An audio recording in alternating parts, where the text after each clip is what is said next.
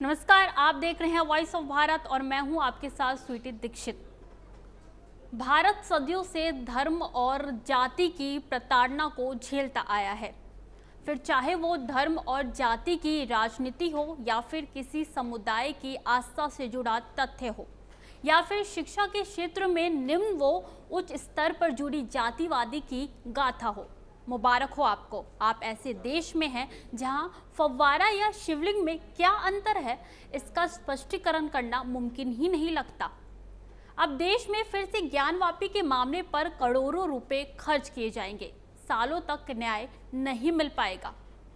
फिर क्या है, धर्म से जुड़ी आस्था को लेकर कई समुदाय को ठेस पहुंचेगी, लेकिन समस्या के समाधान में कई अड़चनों का तूफान आता जाता रहेगा।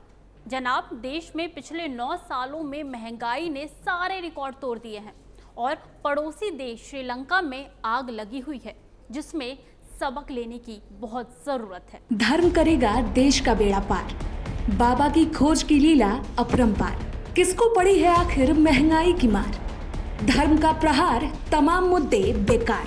देश में बेरोजगारी और महंगाई ने सारे रिकॉर्ड तोड़ दिए हैं, लेकिन आप अभी भी बाबा की तलाश में भटक रहे हैं, क्योंकि आस्था के साथ साथ देश के बाकी मुद्दे भी बेहद जरूरी हैं। मैं तो बस आपको याद दिला रही हूँ कि भारत में कोयले की कमी होती जा रही है, देश में पेट्रोल में आग लगी हुई है, महंगाई की मार आंखों देखी है, रुपए पैसों की दशा दयनीय है। लेकिन आप आज भी यह जानने के बाद संतोष में हैं कि फव्वारा या शिवलिंग वाले बाबा का जब स्पष्टीकरण होगा तब आप देश की इन सभी समस्याओं से निजात पालेंगे।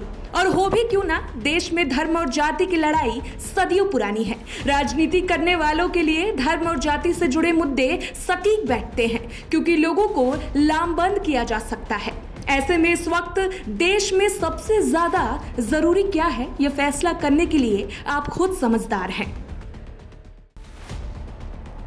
देश में बेरोजगारी के लिए जगह जगह धरना प्रदर्शन हो रहा है। युवाओं की हालत देखने लायक है। अगर जीता जागता उदाहरण दे तो पटना के इकोनॉमिक्स से ग्रेजुएट चाय गर्ल प्रियंका गुप्ता को देख लीजिए, जो कॉलेज के बाहर टी स्टॉल लगाकर अपने रोजगार का आधार बना रही हैं। अब प्रियंका को यह एहसास तो हो ही गया होगा कि इस बेरोजगारी के आलम में उनको नौकरी नहीं मिलने वाली है, इसलिए उन्होंने सबसे आसान तरीका ढूंढा और आमदनी की आस में कॉलेज के छात्र छात्राओं को चाय पिलाने लगी।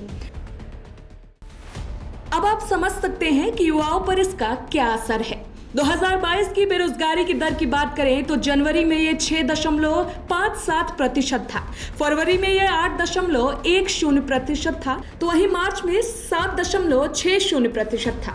यानी देश में रोजगार की डगर बेहद मुश्किल और नामुमकिन नजर आ रही है।